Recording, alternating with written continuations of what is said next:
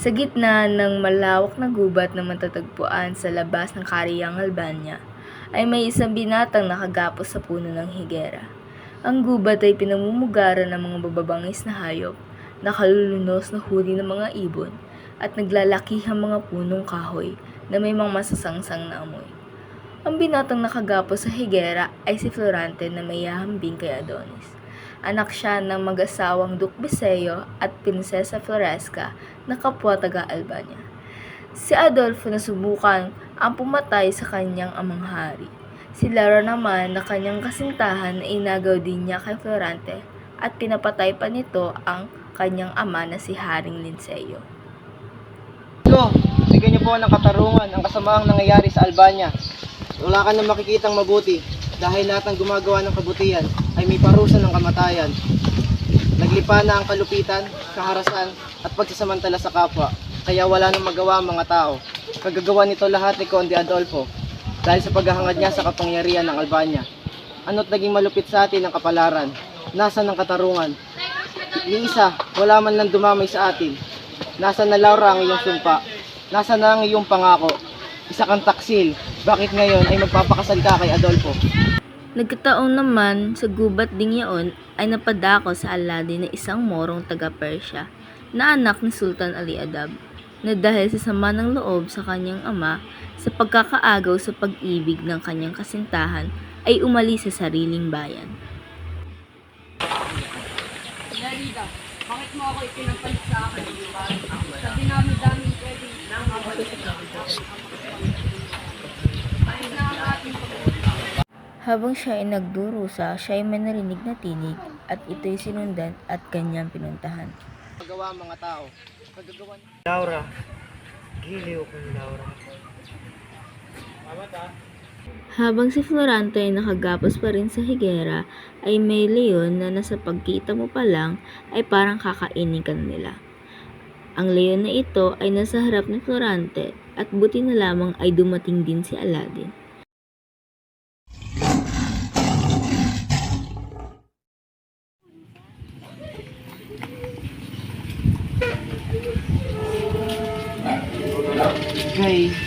Kay isang moro?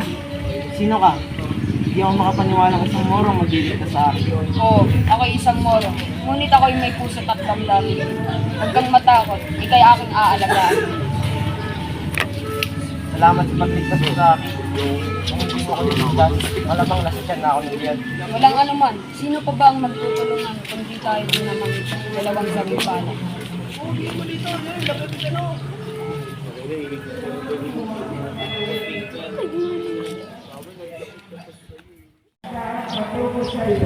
Maraming salamat, isa kang mabuting kaibigan.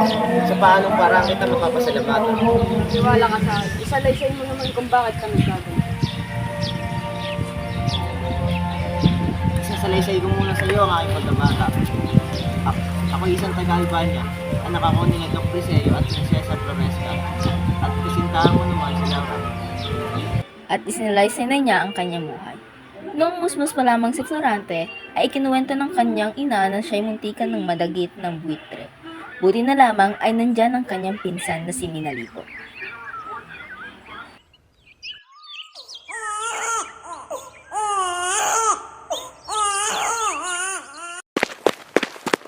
Florante, anak ko! Ako nang bahala sa buwitre. Mag-ingat ka, Manalipo.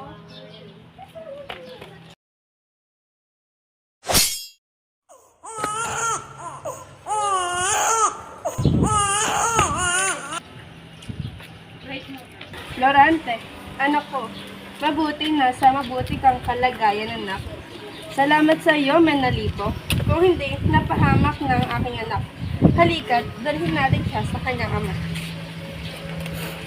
Sa paglipas ng panahon, si Florante ay nasa 8 gulang na.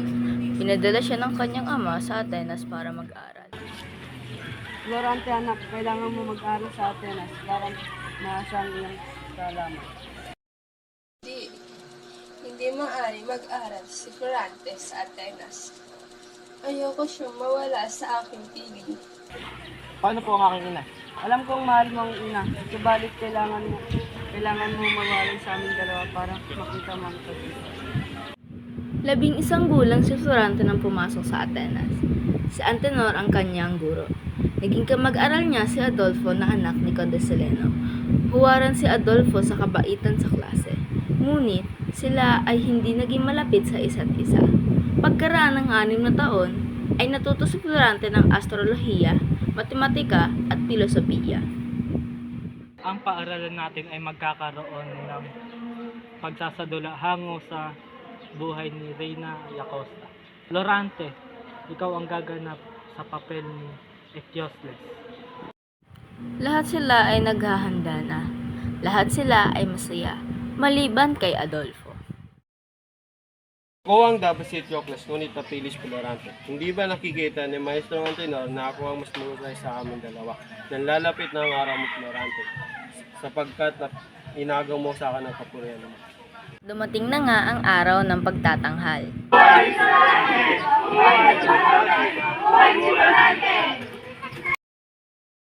Pakabusog ka sa puri, Florante, at katapusan. Magsisimula ng ating dula, kaya lahat ay pumesto na. At sa kalagitnaan ng tanghalan, Magkatatag ka na, ito ang iyong katapusan. Anong nangyayari dito? Bakit Adolfo tinangka mong patuloyin ang iyong kababayan? Sa kambaliw, Adolfo! Dapat siyang mawala, sapagkat siya ang umagaw sa kapalaran mo. hindi na nga inabot pa ng kinabukasan si Adolfo dahil siya ay pinauwi na sa Albania. Masama na ang isang tao ay magkaroon ng isang halin. Kahanga-hanga ang ginawa ni Menandro. Paanong parang kaya kita gagantihan? Kung hindi dahil sa'yo, ay siya lang ang malamig limang ganyan. Iwaksi ko sa aking isip ang bagay na riyan. Sa tingin ko, paalis ka na. Sa palagay ko, hindi ko kaya umalis nang wala ka. Kung sumama kaya ako. Aba, syempre naman. Papakilala kita sa aking ama. Ipagpatawad yung aking panghahabala. Meron pong liham galing kay Dr. sa'yo. Narito po ang liham.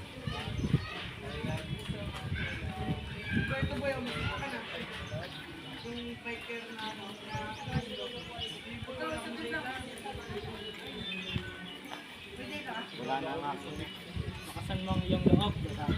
Nakikilamay ako sa iyong kalungkutan, Durante.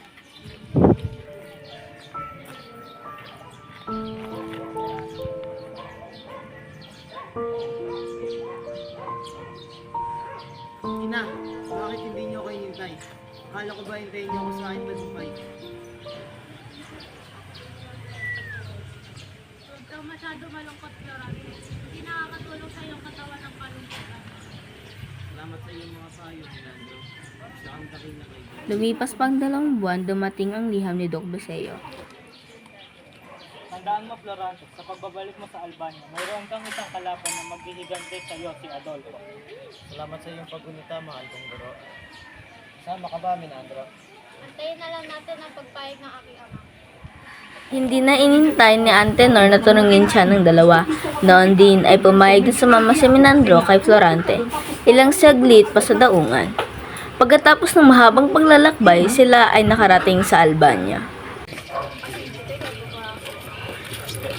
Doc Breseo, andito na po ang inyong anak. Di ako makapaniwalang ganito kapait ang ating pagkikita, ma. Sinusubukan talaga tayo ng tanda na anak. Narito nga pala ang aking matalik na kaibigan, si Menandro. Nabalitaan ko na ito pala ang matalik na kaibigan. Ang aking kaliitan ay hagdang ilingkod kayo. Ako ay nanggaling sa palasyo ni Manny. Na siya nagsasabi na narito na po. Ako'y akin. Pinababalita ng hari ng Cortona na sinakop sila ng mga Moro na si General. General Asmalik? Ano pa sa inyo, Haring Duke? Hindi nag-aksaya ng sandali ang mag-ama. Noon din ay nagsadya sila sa palasyo ni Haring Nanseo at nang magkaharap sila ay Mabuti at nagsadya ka agad sa ako. Ang Crotona ay nangangailangan ng ating tulong. O Duke, sino ang iyong binatang kasama? Ang kiyas na ito ay siyang kamukha ng bunying henero na aking napangarap at nasabi sa iyo na magiging haligi ng sentro Cotrino.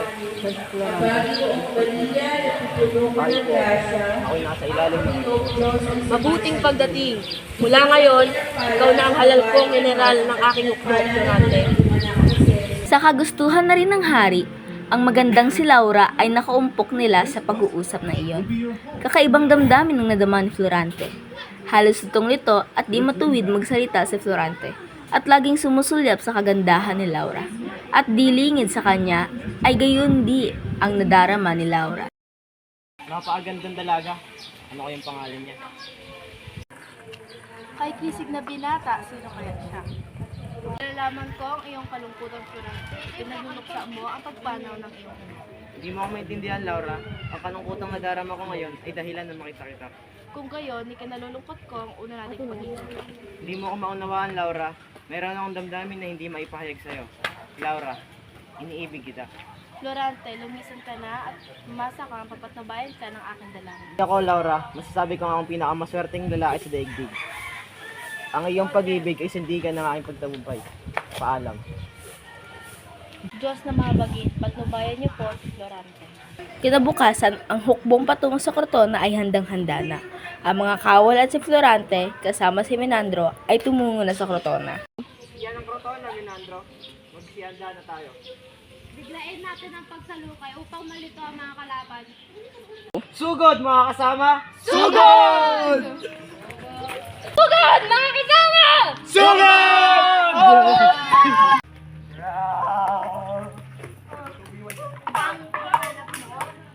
Magpakatatag ka o mayabang na general.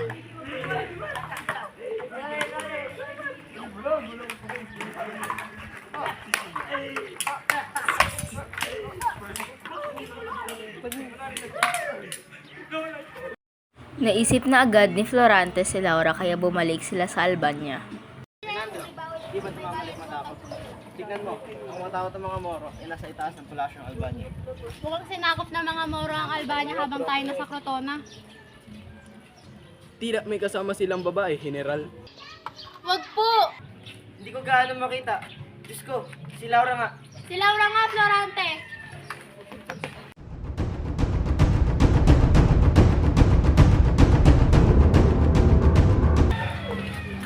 Laura, aking Laura. Ano nangyari? Florante, salamat at iniligtas mo ako sa bigis na kamatayan. Ang palasyo ay nasa kanila ng mga Moro. Ang aking namatid sa iyo ay kasalukuyang nakulo. Huwag kang mag-alala. Ngayon hindi na sasalakayin namin ang palasyo. Mga kawal, mga kaibigan, tayo maganda.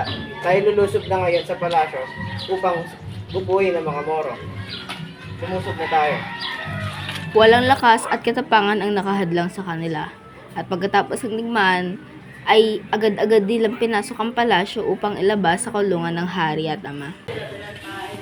Ama, hari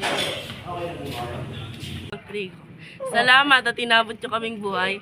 Hindi ako nagkamaling hirangin ka ng general ang aking hukbo. Ngunit mayroong isang hindi natutuwa. Hanggang sa kanya na humaling ang hangal ng hari. Kung mayroon mang anay na sumisira ng kahoy, ako ang anay na yon na sumisira ng inyong lahat. Ang tagumpay ni Florante ay sinundan pa ng maraming kapanalunan. 17 ang gumalang sa kanya. Ilang buwan nang lumipas, muli sinalakay ang Albania. Pumasok ang mga Turko sa pamumuno ni Miramulin. At sa kahuli-hulihan ay nanalo uli sila. Salamat. O ano ang sabi, Florante? Pinauwi muna ako sa Albania at iiwan ko rin muna sa iyong hukbo. Paalam muna, Menandro. Aalis na ako. Ikaw na ang bahala sa uwi. Nakakapagtaka yata na hindi pinadala yung mga hukbo. Nakarating na si Florante sa Albania ngunit. Ano ibig sabihin nito? Ikinalulungkot namin ng naran pero gusto ito ng hari. At siya ay kinulong sa madilim na bilangguan. Ang gabi, Inutil. Kamusta ang iyong kwarto? Maganda ba? Adolfo, bakit nasa yung sentro Crotona? Taksil ka. Paano mo nagawa ito sa sarili mong bayan? Nasaan ang hari at ang aking ama? Florante. Kawawa ka naman. Hulog ka sa aking bitan. Pakawalan mo ako dito, Adolfo. Ayun po. Pagkalipas ng 18 araw, Saan mo ako dadalhin? Isa ka ng bilanggo ngayon. At ang hatol sa iyo ay itali sa madilim na gubat. Kailan pa siya nagkaroon ng kapangyarihang humatol? Tulad ng sinabi ko, siya na ang hari ngayon at di magtatagal papakasalan niya na si Prinsesa Laura. Ano? Kailangan niyo ako? Ngayon, papatunayan ko na hindi karapat-dapat mamuno si Adolfo. At lalong hindi rin ako papayag na magpapakasal si Laura sa isang duwag na hari. Uli ka na. Hindi magtatagal. Ito na rin ang iyong katapusan. Laura, malapit sa atin ang kapalaran. Sa buong kayo, wala akong makitang pag-asa. Sino kaya yon?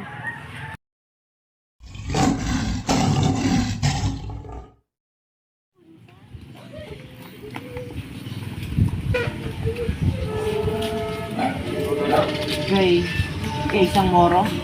Sino ka? Hindi ako makapaniwalang isang Moro ang magliligtas sa akin. Oo, ako'y isang Moro. Ngunit ako'y may puso at damdamin. Huwag kang matakot, ikay aking aalagaan. Salamat sa pagligtas mo sa akin.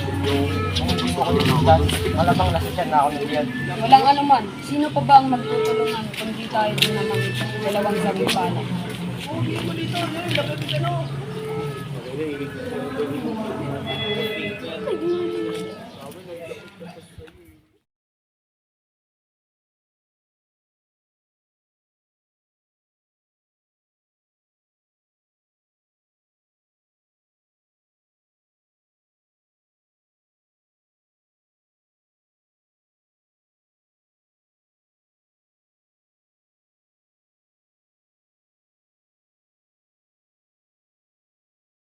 Isinalaysay lahat ni Florante mula pagkabata hanggang sa kung paano siya napunta sa gubat. 2, 3, go. Sa tuwing maalala ko si Laura, halos mawalan ako ng diwa. Masalimuot pala ang iyong pinagdaanan. Sa dami ng aking digmaan na aking naranasan, isa na si General Osmalik sa aking napatay. Ayon sa balita, pangalawa siya sa lakas ni Aladdin. At si Aladdin naman ang nagsalaysay. Papakasalan ko dapat ang irog ko na si Florida. Ngunit hindi ko alam na nais din pala ng aking ama si Florida. Samantala, sa kabilang banda ng Italia, Kay Laura, tama nga ang hinala ko. Maghanda na kayo mga kawal tayo ay lulusog na. at nang sila'y nakarating na sa Albania, habang nagkakagulo ang mga tao sa Albania, tumakas sila Laura at Adolfo. Bitawan mo ako!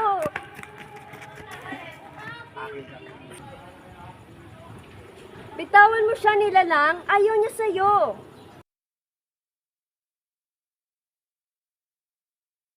Go na. Ayos ka lang ba, kaibigan? Maraming salamat. Maaari ko bang malaman ang iyong pangalan? Ang pangalan ko ay Florida. Maraming salamat, Florida, at niligtas mo ako kay Adolfo. Ako nga pala si Laura. Halika na umalis tayo sa lugar na ito. Nagpalagayang loob ang dalawang dalaga at sanhi na rin ang pangyayaring isinalaysay nilang pareho ang kanilang karanasan bago ang pagkakataong iyon. At nung gabi niyon, linisan ko ang Persia sa madilim nito. Maghintay ka, wala ka ba naririnig? Teka, at pakinggan natin. Subalit sadyang hindi ko matanggap ang pag-ibig ng sultan. Inayos ko pang magpakamatay ng daan si Aladdin. Hanggang sinisipan ko ang sinakas. Nilandas ko ang kaparangan at kabundukan hanggang sa makarating ako sa kagubatan. At isa ka rin palang ang sulimpala na nawali sa iyo. Di yata't si Laura ang aking narinig. At kasama niya ang mudya ko na si Florida. Laura, o aking Laura! Florida! Ang apat ay labis na tuwa dahil sila'y nagkita-kita. Florante, mula nung lumisan ka, nagkaroon ng gulo sa Albania. Anong gulo ang naganap, mahal kong Laura? Sa gitna ng pananabik sa muli nilang pagkikita, ikinuwento ni Laura ang mga nangyari sa Albania habang siya ay nakikipagdigma sa Etolia. Ang hindi nakaligtas sa matalas na pandinig ni Aladdin ang Teka, parang may naririnig akong yabag ng kabayo. Oo nga, tara, magsikubli na tayo. at mula sa kanilang pinagkukublihan ay ito ang kanilang nakita. Teka, parang namumukhang ko ang nangunguna. Oo nga, si Minandro. Simula nung umalis ka, may natanggap akong letra na nanggaling kay Laura. At doon ko na napagkataon na may nangyari kay Laura dahil kay Adolfo. Salamat. Salamat sa pagdating mo, Minandro. Kasalukuyan ako ang tinakas ni Adolfo at nang dumating si Florida, ako ay niligtas niya. Sa panahon ngayon, walang masyadong nagliligalig sa bayan ng Albania. Mabuhay si Florante! Mabuhay si Prinsesa Laura! At nilisan nila ang madawag na kagubatang iyon upang magbalik sa Albania. Pagbalik nila ay sinalubong sila ng mga mamamayan. At di naglipat araw, ang dalawang puso ay pinagtali, sina Florante at Laura, Aladdin at Florida. Pagkatapos ng malaking piging sa palasyo ay nagpaalam na sina Aladdin at Florida.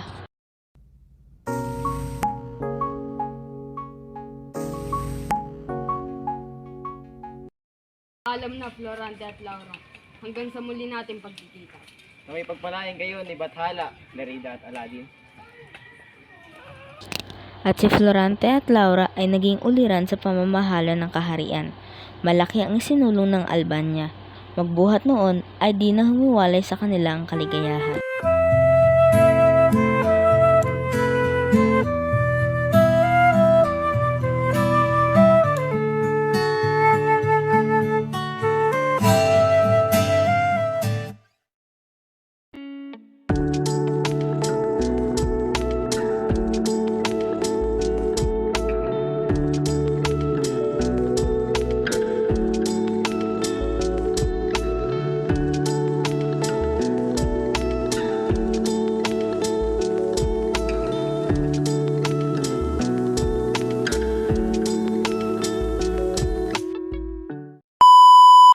One, two, three, go! Maangas ka, di ba? Maangas ko nyari. Pakita ka na maangas, Marcus.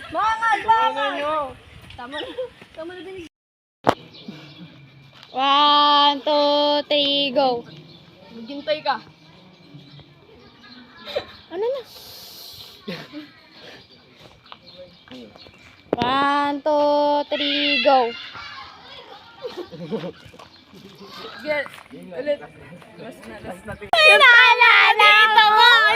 Bilisan mo na!